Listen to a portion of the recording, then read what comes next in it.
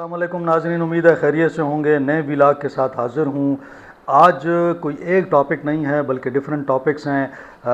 ایک تو ہم نے بات کرنی ہے افغان مہاجرین کے حوالے سے، ان کے جانے میں صرف 4 دن رہ گئے ہیں، اس کی کیا اپڈیٹس ہیں۔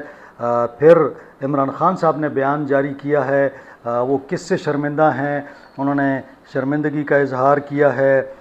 ساتھ ساتھ انہوں نے بڑی طویل ایک ایکس پہ اپنا پیغام جاری کیا ہے، اس پر بات کریں گے۔ پاکستان میں اس وقت سیلاب کی تباہ کاریاں جاری ہیں۔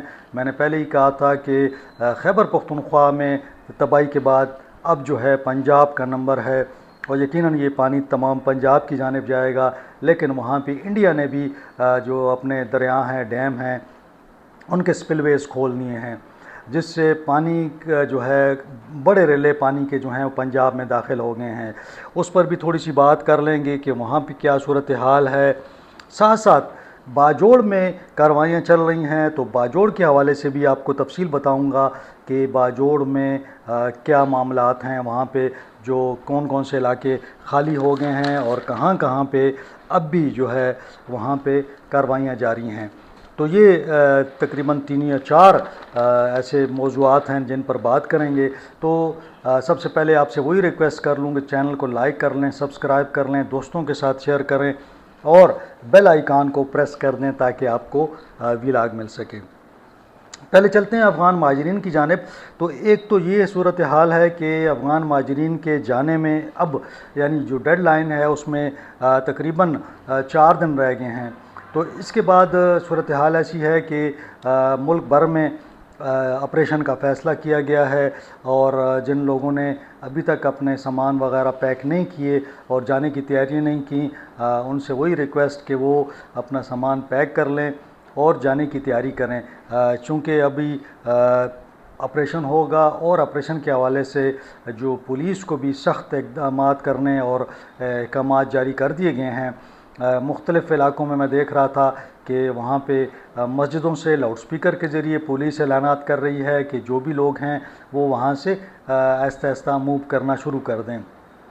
ساتھ ساتھ یہ بھی اطلاعات آ رہی ہیں کہ جن کی یہاں پہ جائیدادیں ہیں یا ان کے کوئی یہاں پہ کاروبار ہیں، وہ کچھ لوگ اونے پونے داموں خریدنے کے چکر میں ہیں، تو وہ لوگ بھی دیکھ لیں کہ اس کو کس طرح ڈسپوز آف کرنا ہے، کیونکہ یہاں پہ لگ یہ رہا ہے، اور مجھے کچھ دوستوں نے یہ بھی بتایا ہے کہ کچھ افسر جو ہیں، جو بااثر لوگ ہیں، وہ جو افغان ہمارے دوست واپس جا رہے ہیں ان کو تنگ کر رہے ہیں بیجا، تاکہ وہ اپنا جو یہ ان کے پاس جو یہاں پہ کاروبار ہے یا کسی کے پاس دکان ہے، گھر ہے، تو وہ سستے داموں بیچ دیں۔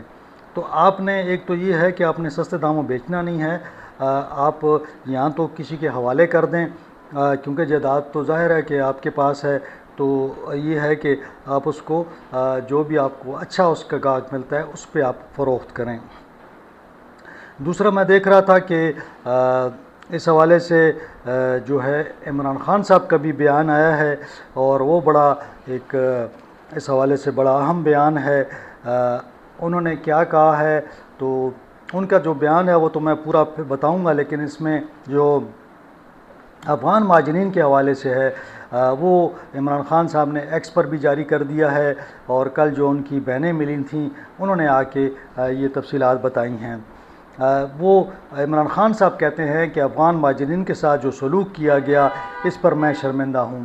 عمران خان صاحب نے کہا ہے کہ وہ شرمندہ ہیں جس طرح افغان مہاجرین کو یہاں سے نکالا جا رہا ہے، یعنی جو زبردستی یہاں سے نکالا جا رہا ہے۔ عمران خان صاحب کہتے ہیں کہ یہ ہماری پالیسی نہیں ہے، نہ ہی پاکستان کی پالیسی ہونی چاہیے کہ اس طرح ان کو یہاں سے نکالا جائے۔ تو وہ کہتے ہیں کہ میں اس پر شرمندہ ہوں۔ افغان جو ہیں وہ ہمارے مسلمان بھائی ہیں، یہاں انہوں نے پناہ لی ہوئی تھی، انہیں ایسے دھکے مار کر ملک سے نکالنا اسلامی روایات اور انسانیت کے خلاف ہے۔ تو عمران خان صاحب سمجھتے ہیں کہ یہ جو جتنے بھی یہاں پہ مہاجرین ہیں، پناہ گزین ہیں، یہ ہمارے بھائی ہیں، اور اسلامی روایات میں کبھی ایسا نہیں ہوا کہ انصار نے مہاجرین کو اسلامی روایات اور انسانیت کے خلاف ان کو دھکے دے کر نکالا ہو۔ اگر اس طرح کوئی مہاجر آئے بھی ہیں تو انصار نے اس وقت تک تعاون کیا ہے، اس وقت تک ان کا خیال رکھا ہے جب تک کہ وہ خود نہیں چلے گئے۔ تو یہ عمران خان صاحب کا ایک بیان آیا ہے اور ایک بڑا بیان ہے۔ اب چلتے ہیں جناب دوسرے ٹاپک کی جانب۔ تو دوسرا ٹاپک میں نے یہی عمران خان صاحب کے حوالے سے بات کرنی تھی۔ ان کا بڑا سخت بیان آیا ہے، اور جو بات ہو رہی تھی کمپرومائز کی، معافی کی، تلافی کی، اور تو اس حوالے سے ان کا بڑا سخت ایک بیان جاری ہوا ہے۔ اپنے بیان میں کہتے ہیں، عمران خان صاحب نے کہا ہے کہ علی امین گنڈاپور کو سپریم کورٹ جا کر مجھ سے ملاقات کی اجازت مانگنی چاہیے۔ اس سے پہلے بھی بجٹ پر بھی مجھ سے مشاورت و ملاقات نہیں کی گئی۔ علی امین کو آ کر مجھے صوبے کی گورننس، امن و امان اور دیگر امور پر بریفنگ دینی چاہیے، جس کے لیے سپریم کورٹ سمیت ہر فورم پر بھرپور کوشش کرنی چاہیے۔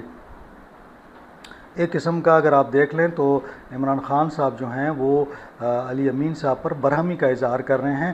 وہ کہتے ہیں کہ پہلے جب بجٹ کی بات ہوئی تھی تو میں نے کہا تھا کہ مجھ سے ملیں آ کے، تو نہ بجٹ پہ ملاقات ہوئی اور نہ ہی اس کے بعد جو ہے ملنے آئے۔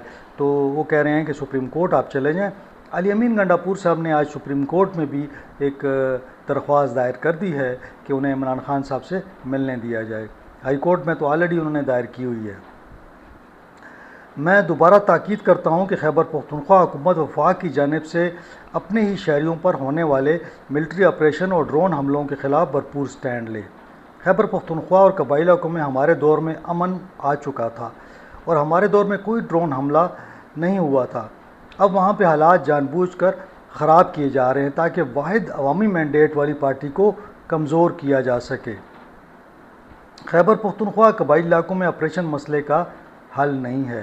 وہاں کے مسائل مقامی نمائندوں کی مدد سے بات چیت سے حل ہونے چاہیے۔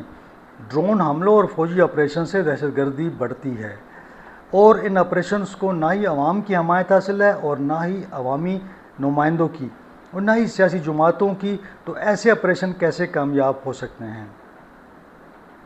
فیصل آباد کی عدالت کی ایک جانب سے ایک اور جھوٹے کیس میں ہمارے یہ جو ثناء اللہ صاحب کا تھا کیس تھا، رانا ثناء اللہ کا، اس کے گھر پر حملے میں، اس کی بات کر رہے ہیں عمران خان صاحب کہ جھوٹے کیس میں ہمارے 75 ممبران اور کارکنوں کو سزائیں سنائی گئیں۔ اس ظلم کے نظام کو مزید ننگا کر دیا گیا ہے۔ ہم سب کو اس ظلم کے خلاف اکٹھے ہونا ہے۔ جب ہم مل کر مقابلہ کریں گے تو فتح ہماری مقدر ہوگی۔ عمران خان صاحب کہتے ہیں کہ 9 مئی کیسز میں جھوٹے الزامات پر دی گئی سزاؤں کے ذریعے خالی کرائی گئی سیٹوں پر ضمنی انتخابات میں حصہ لینا ان جھوٹی سزاؤں کو جائز تسلیم کرنے کے مترادف ہوگا۔ اس لیے پارٹی اس معاملے پر غور کر کے حتمی فیصلے کے لیے کل دوبارہ اپنی تجاویز میرے پاس لے کے آئیں۔ حماد اظہر کا حلقہ میاں اظہر صاحب کی وفات کے بعد خالی ہوا ہے، اسی پر ہم الیکشن لڑیں گے۔ یعنی ایک میاں اظہر صاحب جو وفات ہو گئی تھی تو ان کے بیٹے جو ہیں پتہ نہیں وہ لڑتے ہیں یا نہیں، لیکن تحریک انصاف صرف ایک سیٹ پر الیکشن لڑے گی، باقی سیٹوں پر ان کا کہنا ہے کہ ہم نہیں لڑیں گے۔ پارٹی نے فیصلہ یہ کیا تھا کہ تحریک انصاف جو ہے وہ اس پر جتنے بھی الیکشن ہوں گے اس پر دوبارہ اپنے امیدوار کھڑے کرے گی، لیکن عمران خان صاحب نے میسیج یہ دیا تھا کہ جی ہم نے ضمنی الیکشن نہیں لڑنا، لیکن پارٹی نے پھر فیصلہ کیا کہ جی ہمیں لڑنا ہے۔ تو اب یہ کنفیوژن ہے پارٹی کے اندر، جو ہے نا رفٹ ہے کہ عمران خان صاحب ایک فیصلہ کر رہے ہیں، پارٹی دوسرا فیصلہ کر رہی ہے۔ اب عمران خان صاحب نے ایک بار پھر کہہ دیا ہے کہ جی ہم نے کوئی الیکشن نہیں لڑنا، تو لیکن اب پارٹی جو ہے وہ فائنل ڈیسیجن کرے گی اور پھر جا کے عمران خان صاحب کو ملے گی، تو پھر دیکھا جائے گا کہ عمران خان صاحب نے اس حوالے سے کیا فیصلہ کرتے ہیں۔ عمران خان صاحب نے آگے کہا کہ پشاور میں ایک گرینڈ جلسہ کیا جائے جس کی تاریخ کا اعلان پارٹی کرے، اور یہ کہتے ہیں جو ظلم جاری ہے اس کے حوالے سے پشاور میں ایک بڑا جلسہ کیا جائے۔ ساتھ ساتھ وہ سیلاب کی بھی بات کر رہے ہیں کہ تباہی ہوئی ہے، اس پر انہوں نے افسوس کا اظہار کیا ہے اور کہا تھا کہ ہم نے بلین ٹری سونامی شروع کیا تھا، اور اگر یہ منصوبے جاری رہتے تو اس قسم کے یہ جو تباہی ہوئی ہے وہ نہ ہو، لیکن یہ بلین ٹری سونامی لگانے کے باوجود یہ تباہی ہوئی ہے، تو اس سے اندازہ لگا لیں کہ بلین ٹری سونامی میں کیا کچھ ہوا ہوگا۔ اب جناب چلتے ہیں جناب اگلے ٹاپک کی جانب۔ یہ تو عمران خان صاحب کا بیان تھا جو میں نے آپ کو سنا دیا۔ اب ساتھ ساتھ یہ تحریک انصاف کی بات میں ساتھ میں کر دوں کہ تحریک انصاف نے قومی اسمبلی کی تمام قائمہ کمیٹیوں سے مستعفی ہونے کا اعلان کیا تھا اور تمام لوگ آج مستعفی ہو گئے ہیں۔ ابھی یہ جو چیئرمین پبلک اکاؤنٹس کمیٹی ہیں جنید اکبر، ان کے اختلافات اب بھی زیادہ ہیں۔ اب وہ کہہ رہے ہیں کہ جی مطلب میں کوئی خانہ بدوش تو نہیں ہوں، جو پارٹی میں لوگ آئے اب وہ میرے خلاف باتیں کر رہے ہیں، تو وہ کہتے ہیں کہ میں تو چیئرمین پبلک اکاؤنٹس کمیٹی اور صوبائی صدر سے استعفیٰ دینا چاہتا ہوں، اور میں نے بیرسٹر غور سے کہا تھا کہ عمران خان صاحب کو میرے استعفے کے حوالے سے آگاہ کریں، لیکن انہوں نے نہیں آگاہ کیا، اور وہ تو مطلب وہی خانہ بدوش اسی وجہ سے ان کو بھی کہا جا رہا ہے کہ وہ آئے ہوئے ہیں اور اب آگے انہوں نے پارٹی کو ہائی جیک کیا ہوا ہے۔ تو وہ کہہ رہے تھے کہ جی میں صوبائی صدر کے عہدے سے بھی استعفیٰ دینا چاہتا ہوں، اور اگر کارکردگی کی بات ہے تو انہوں نے کہا کہ ماضی کے صدور اور میری کارکردگی کا موازنہ کر لیں تو دیکھ لیں کس کی کارکردگی سب سے اچھی ہے۔ تو یہ ایک اختلافات ہے، اس پر پھر کسی دن ہم ڈیٹیل میں بات کریں گے۔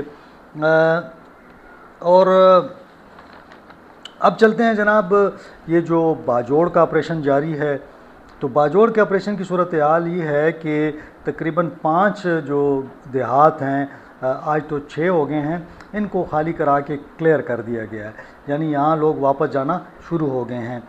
اس میں میاں گان ہے، لنڈیک کلان ہے، بلال مسجد ہے، شمشیر گر قلعہ ہے، یہ ترخو کے علاقے ہیں۔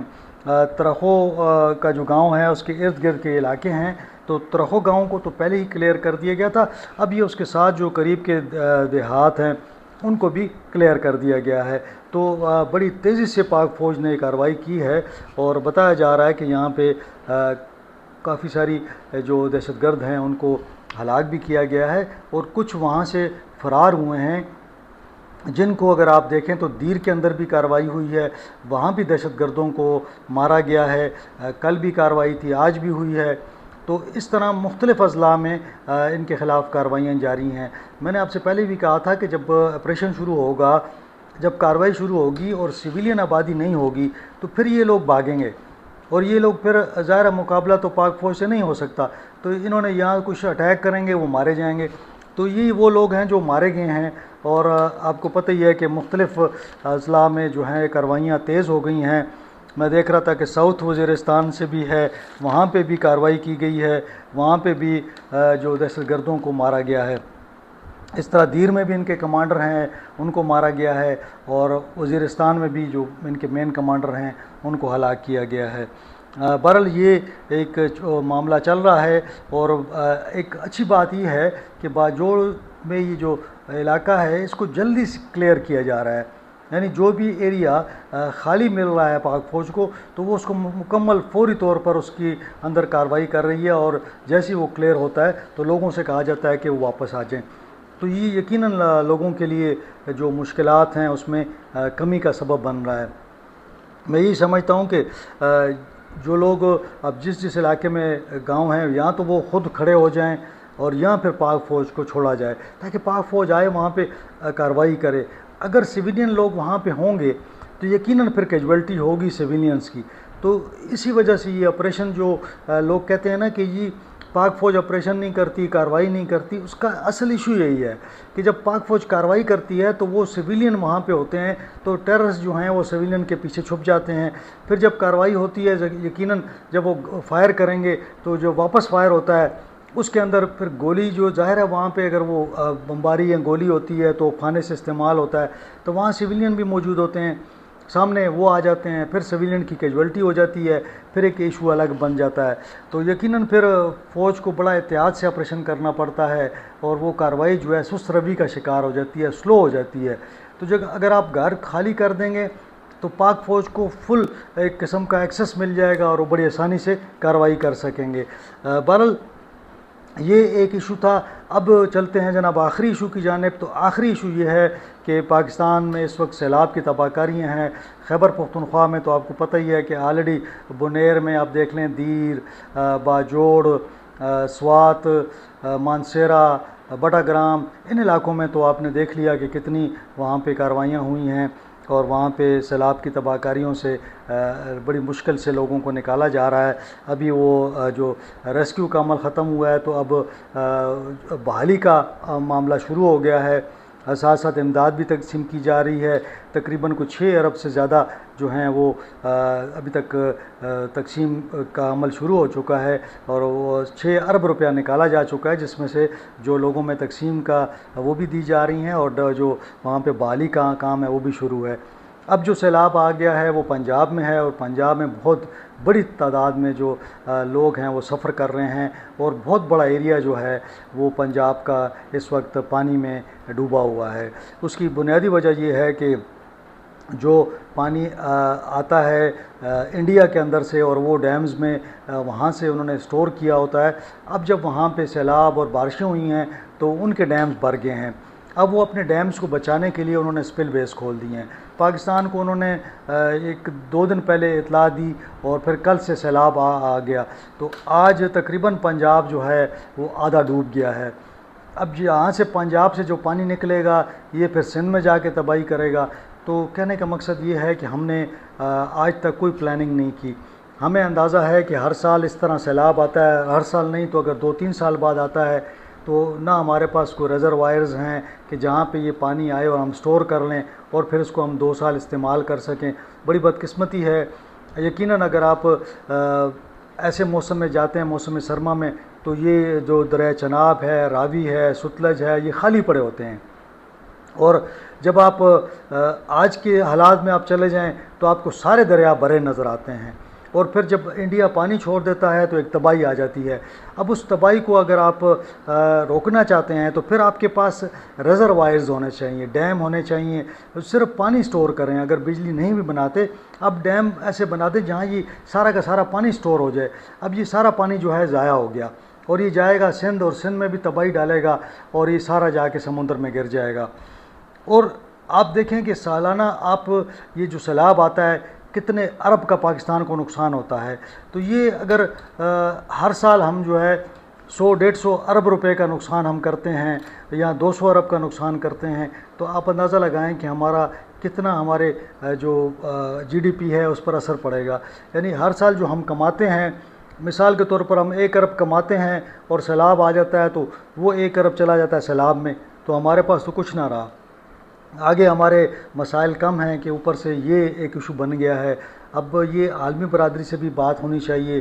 پاکستان کو بڑی ایک جامع طور پر اور سخت اس میں بات کرنی چاہیے کہ جو ماحولیاتی آلودگی ہے پاکستان کا, اس میں شیئر میں نے بتایا تھا کہ 1% سے بھی کم ہے. یعنی ہم 1% جو ہے نا وہ ماحولیاتی جو آلودگی ہے یا جو موسمیاتی تبدیلی ہے اس میں ہمارا حصہ ہے. اور ایفیکٹ جو ہے ہم زیادہ ہو رہے ہیں, یعنی ہم ٹاپ ملکوں میں ہیں جو افیکٹ ہو رہے ہیں. اور پھر جیسے انڈیا افیکٹ ہوتا ہے تو وہ کیا کرتا ہے کہ اپنا پانی چھوڑ دیتا ہے, پاکستان اس کے اندر ڈوب جاتا ہے. تو یہ گلیشیئر جو ہیں وہ پگھل رہے ہیں, مسلسل وہاں سے جو ہے پانی زیادہ آ رہا ہے. بارشیں جو ہیں وہ ایسے موسم میں ہو رہی ہیں, کلاؤڈ برسٹ ہو رہا ہے.